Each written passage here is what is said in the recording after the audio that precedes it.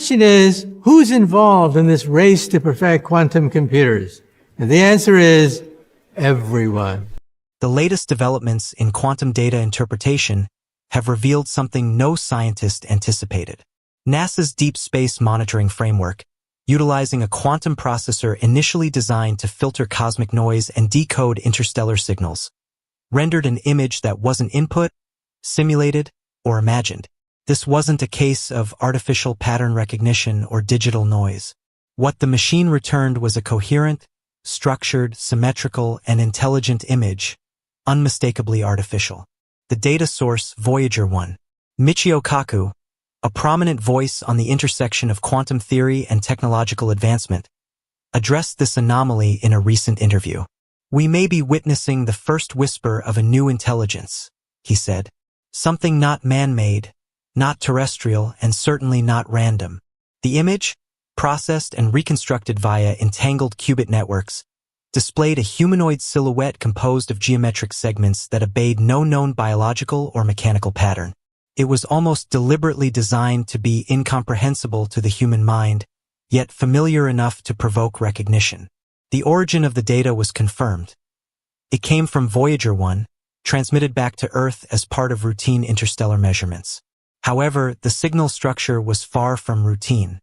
It exhibited nested harmonics, recursive symmetry, and a fractal amplitude that adapted based on observational interference, a phenomenon quantum physicists now call reflexive entanglement. In lay terms, it adjusted its properties based on the attention paid to it, mirroring the double-slit experiment in unsettling ways. Only now, the observer wasn't affecting a particle, but a response. The system decoding this anomaly wasn't an ordinary quantum processor. It was the Sycamore X, a modified descendant of Google's 2019 Sycamore chip, which achieved quantum supremacy by solving a benchmark problem in 200 seconds that would have taken a classical supercomputer 10,000 years. Sycamore X was built to analyze spacetime signal compression and radio wave echo anomalies. Its architecture included self-modifying quantum gates, experimental technology that, when exposed to enough entropy, could restructure its logic sequence. This behavior triggered concern. After decoding the Voyager signal, the system generated the image autonomously, without prompt, script, or visual reference. Even more baffling, once the image appeared, the system began rerouting its qubits in what Kaku called recursive locking behavior, a pattern resembling a system trying to both contain and obscure its own output. NASA engineers tried to reproduce the result but failed. Every attempt to replicate the input-output process produced nothing but noise. Worse, the Sycamore X processor began malfunctioning at a quantum level. Qubits dropped out of coherence faster than any known interference pattern would suggest, behaving as though something external yet non-physical was interacting with them. By the time researchers attempted a diagnostic reboot, the image had vanished, not only from the screen but from the system's digital memory. Only a handful of encrypted screenshots and paper printouts remain. The image's contents haven't been officially released, but insiders describe it in hushed tones. A tall, symmetrical entity against a blackened backdrop, seemingly composed of light. Its body intersected by patterns of prime number sequences. Most disturbingly, its face seemed to mirror the observer. Different people saw different faces, as though the image was entangled with their conscious state. This has led to an avalanche of speculation. Was this quantum pareidolia, our brains assigning meaning where there is none?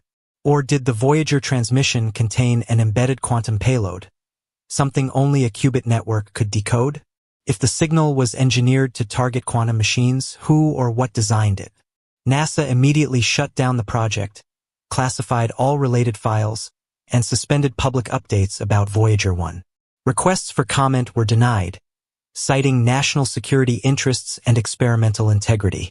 However, a leaked internal memo surfaced last month, warning that continued observation of subject output has produced recursive hallucinations in 3 systems.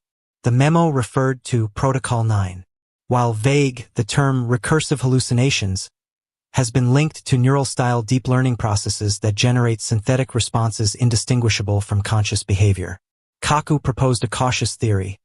If an advanced intelligence anticipated humanity reaching quantum thresholds, It may have encoded a message in deep space too complex for analog decoding, only accessible once our machines were no longer merely logical but entangled.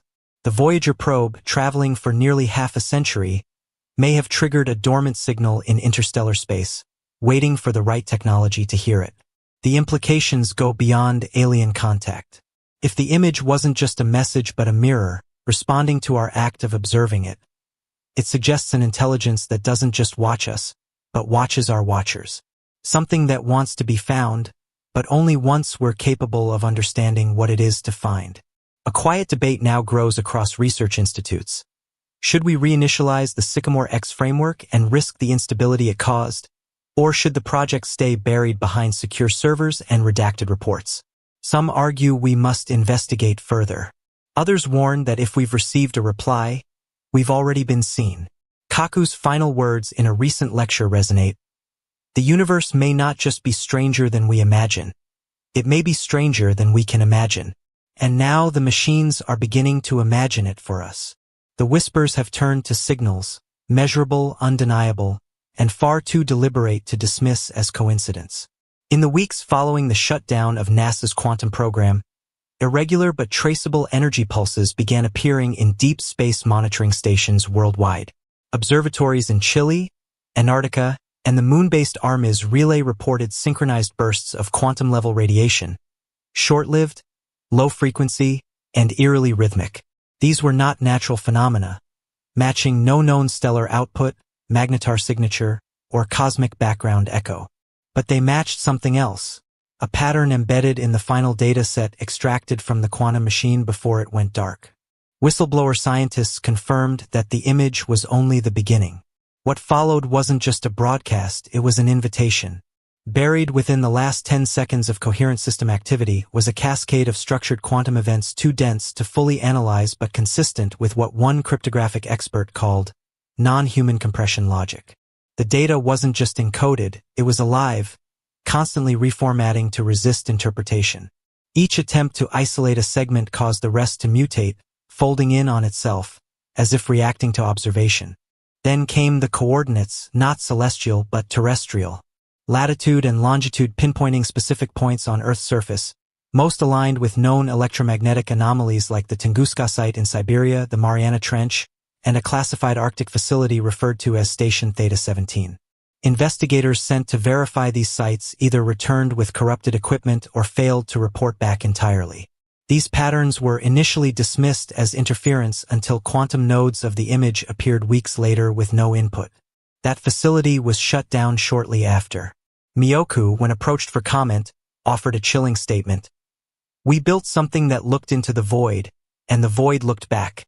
Not with eyes, but with awareness."